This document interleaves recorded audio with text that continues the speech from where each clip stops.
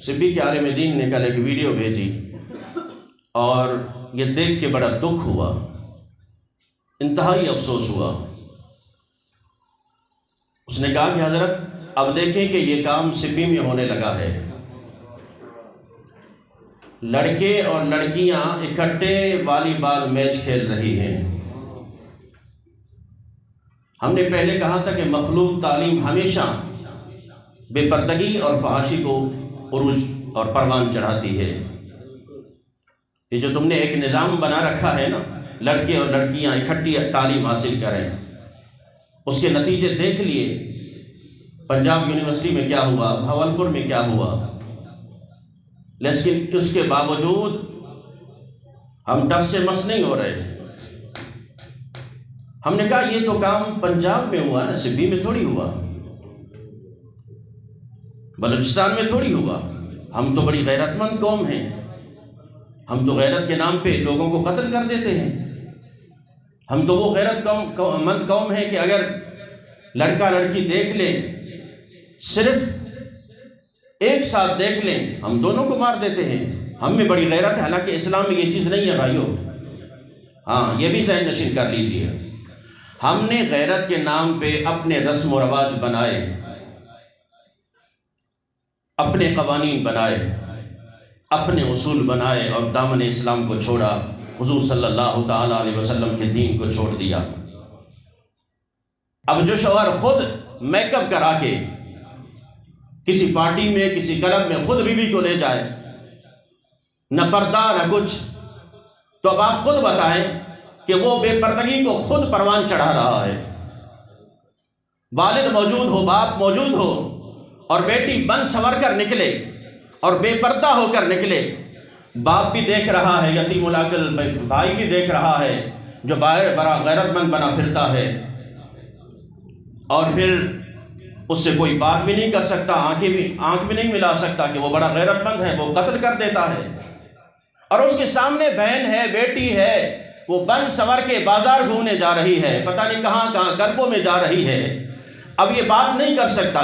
تو سرکار دو جہاں صلی اللہ تعالیٰ علیہ وسلم نے فرمایا کہ جہاں اس عورت پر بے پردگی پر اللہ نے اور اس کے ملائکہ نے لعنت فرمائی ہے، وہاں جس یعنی بھائی یا بہن یا اس کا بیٹا یا شوہر جو یہ دیکھ رہے ہیں کام، اللہ تبارک و تعالیٰ نے ان پر بھی لعنت فرمائی ہے، ان پر بھی لعنت فرمائی ہے۔ تو عزیزان محترم، آج فی زمانہ ہم جس نبی صلی اللہ تعالیٰ علیہ وسلم کے امتی ہونے کا دعویٰ کرتے ہیں اور پھر بڑی محبت سے کہتے ہیں کہ ہمیں رسول اللہ صلی اللہ تعالیٰ علیہ وسلم سے پیار ہے، اور پھر گھر کا عالم یہ ہو، گھر کی حالت یہ ہو، تو آپ بتائیے کہ رسول اکرم صلی اللہ تعالیٰ علیہ وسلم کے سامنے ہم منہ دکھانے کے قابل بھی ہیں کہ نہیں؟ اس عورت کو قرآن اونچا پڑھنے کی اجازت نہ ہو، اور جو عورت اگر حج پر جائے یا عمرے پر جائے وہ اپنے ساتھ محرم لے جائے، غیر محرم کے ساتھ وہ نہیں جا سکتی، تو پھر کلبوں میں وہ کیسے چلی جاتی ہے، وہ جرگحال میں کیسے چلی جاتی ہے، وہ بازاروں میں کیسے چلی جاتی ہے؟ اور خانہ کعبہ میں اگر الحمدللہ کافی حجاج کرام بیٹھے ہیں، اللہ تبارک و تعالیٰ نے زیارت بخشی ہے سب کو، طواف کرتے ہوئے جو رمل کرتے ہیں اور چھوٹے چھوٹے قدم ملا کر جو زور زور سے اکڑ کے چلتے ہیں، اللہ تبارک و تعالیٰ نے عورت کو اس سے منع فرمایا ہے۔ یہ کام مرد کر سکتا ہے لیکن عورت نہیں کر سکتی، وہ شانیں نہیں ہلا سکتی، وہ کندھا نہیں ہلا سکتی۔ صفا مروہ میں مرد دوڑ سکتے ہیں لیکن عورت کو حکم نہیں دوڑنے کا۔ عورت کو اس لیے کہ اللہ تبارک و تعالیٰ نے اسے پردے کا حکم دیا ہے، وہ دوڑے گی عجیب نظر آئے گی، وہ کندھے ہلائے گی عجیب نظر آئے گی۔ جہاں خانہ کعبہ سامنے ہو، بیت اللہ سامنے ہو، اللہ کا گھر سامنے ہو، اور تمام احرام کے اندر ہوں اور صدائیں آ رہی ہوں، لبیک اللہم لبیک لبیک لا شریک لک لبیک ان الحمد والنعمت لک والملک لا شریک لک، جہاں ہر ایک اپنے گناہوں میں ڈوبا ہو، ہر ایک کی آنکھوں سے آنسو جاری ہوں، ایسے پرفضا اور ایسے مقام پر بھی جب عورت کو پردے کا بھی حکم ہے اور شانے ہلانے سے منع فرمایا ہے، تو پھر کیا یہ عورت میدان کرکٹ میں جا کر ناچ سکتی ہے؟ وہاں جا کے تالیاں بجا سکتی ہے؟ وہاں جا کے سیٹیاں بجا سکتی ہے؟ ہم نے کہا کہ نہیں، یہ کام تو پنجاب میں ہوتا ہے، یہ کام تو کے پی کے میں ہوتا ہے، یہاں بلوچستان میں نہیں ہوتا، یہاں سپی میں نہیں ہوتا، تو کیا اب یہ والی بال کھیلنا پھر یہ عورتوں کا جائز ہو گیا؟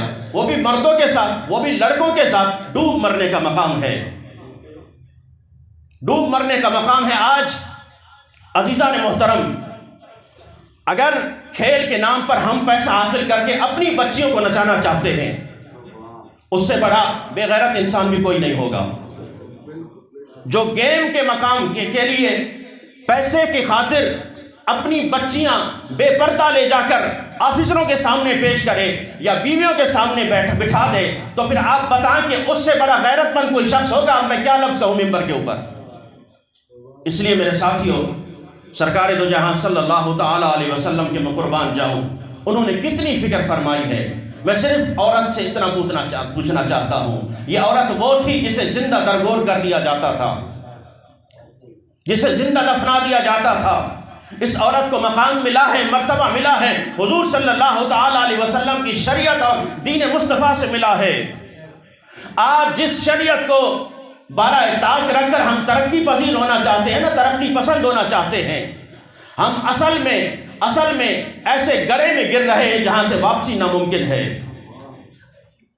ہم اخیار کو دیکھ کر، انگریزوں کو دیکھ کر جس روش پہ، جس طریقے پہ چل رہے ہیں، یار یہاں تو وہاں تو یہ بھی ہوتا ہے، وہاں اس طرح نہیں ہوتا، یہاں مولویوں نے پابند کر رکھا ہے، شریعت کی قید لگا رکھی ہے، وہاں کبھی دیکھا ہے کہ زنا کتنا عام ہے؟ کتنا عام ہے زنا؟ نہ ماں کی تمیز ہے، نہ بیٹی کی تمیز ہے، نہ بہن کی تمیز ہے۔ کیا چاہتے ہو پاکستان میں یہی عمل دہرایا جائے؟ کیا اسی طرح پاکستان میں اس عمل کو دہرایا جائے؟ نہ ماں کی تمیز رکھی جائے، نہ بیٹی کی تمیز رکھی جائے، نہ بہن کی تمیز رکھی جائے؟ تو پھر بتاؤ کس لبادے میں، کس حیثیت سے کہتے ہو کہ ہم مسلمان ہیں؟ کس حیثیت سے؟ جس عورت کے لیے سرکار دو جہاں صلی اللہ تعالی علیہ وسلم ایک مرتبہ سیدہ کائنات فرماتی حضرت علی دوڑے دوڑے آئے اور آگے کہا کہ اے سیدہ کائنات چل اٹھ۔ حضور صلی اللہ تعالی علیہ وسلم مسجد اپنے حجرے میں سر رکھ کر اتنا رو رہے ہیں کہ ہم سے برداشت نہیں ہو رہا، زاروں قطار روئے جا رہے ہیں، اور ہم نے بڑی کوشش کی ہے منانے کی، لیکن حضور صلی اللہ تعالی علیہ وسلم کوئی جواب نہیں دے رہے۔ آپ ان کی لاڈلی صاحبزادی ہیں، آپ چل کر منائیے۔ سیدہ کائنات نے فوراً دوپٹہ اوڑھا اور آئی باپردہ ہو کر حضور صلی اللہ تعالی علیہ وسلم کے حجرہ مبارک میں۔ حضور صلی اللہ تعالی علیہ وسلم کو جب دھیمی آواز سے پکارا، میرے آقا کریم علیہ السلام نے فرمایا میری لخت جگر آ گئی ہو، میری لخت جگر آ گئی ہو، اب آئی ہو تو تم بھی آمین کہو، تم بھی دعا کرو۔ یا رسول اللہ صلی اللہ تعالی علیہ وسلم کیا معاملہ ہے، ماجرا کیا ہے؟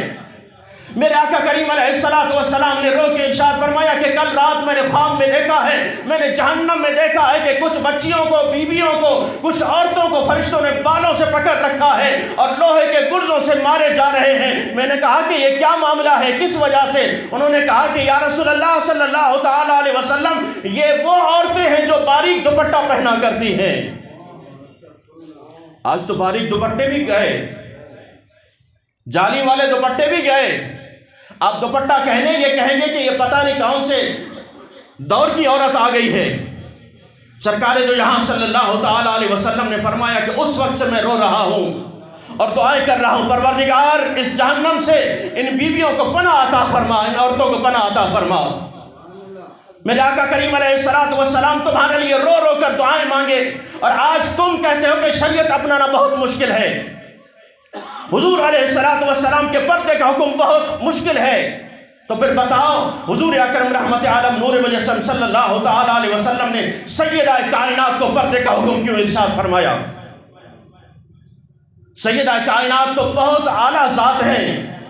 آپ کی صاحبزادی سیدہ زینب، آپ کے پڑوسی کہتے ہیں واقعہ کربلا کے بعد 15 سال میں سیدہ زینب رضی اللہ تعالیٰ عنہ کا پڑوسی رہا۔ اس 15 سال کے عرصے میں نے پردے میں بھی کبھی بیوی کو نہیں دیکھا تھا باہر نکلتے ہوئے، پردے میں بھی کبھی نہیں دیکھا۔ اور سیدہ کائنات کے میں قربان، ساری زندگی پردہ کیا، لیکن آپ نے کہا کہ آخر ایک دن موت تو ضرور آنی ہے، مر تو ضرور جانا ہے، اس جہان سے کوچ کر جانا ہے۔ آپ کو یہ فکر ستائے جاتی تھی کہ جب کل میرا جنازہ اٹھے گا اور ڈولی پر اٹھایا جائے گا، چارپائی پر اٹھایا جائے گا، جو چادر باری ڈالی جاتی ہے کہیں ایسا نہ ہو جسم کے کچھ حصے اس چادر سے بھی نظر آئیں۔ اللہ اکبر، یہ فکر آپ کو ستائی جا رہی تھی کہ فوت ہونے کے بعد بھی میرا جسم بھی کوئی نہ دیکھ سکے۔